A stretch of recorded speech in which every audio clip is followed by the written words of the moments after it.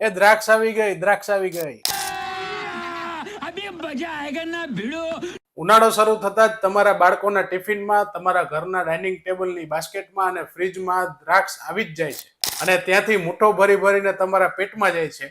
એટલા માટે જ શરદી તમારો પીછો છોડતી જ નથી. કેમ કે આચાર્ય ભાવપ્રકાશ પાકેલી દ્રાક્ષ માટે લખે છે, સીતા ચક્ષુષ્યા બૃહણી ગુરુ. એટલે કે દ્રાક્ષ છે એ શીત છે, પચવામાં ભારે છે અને બૃહણ કરનાર છે. અત્યારે વસંત ઋતુમાં કફનો પ્રકોપ હોય છે અને કફના પ્રકોપના કાળમાં તમે દ્રાક્ષ લેશો કે જે પચવામાં ભારે છે અને ઠંડી છે, તો એ વધારે કફ વધારશે અને એના કારણે તમને વારંવાર શરદી ઉધરસ થવાના ચાન્સીસ વધી જાય છે. અને આપણે ઘણીવાર વાંક છે એ જંતુનાશક દવાઓ કે દ્રાક્ષ ઉપરના સેકરીને એને આપતા હોય છે, પણ ખરેખર દ્રાક્ષના ગુણો પણ કફવર્ધક છે. એટલા માટે ખરેખર ઉનાળો શરૂ થવા દો અને પછી જ દ્રાક્ષનું સેવન ચાલુ કરો. આયુર્વેદ અપનાવો અને સ્વસ્થ રહો.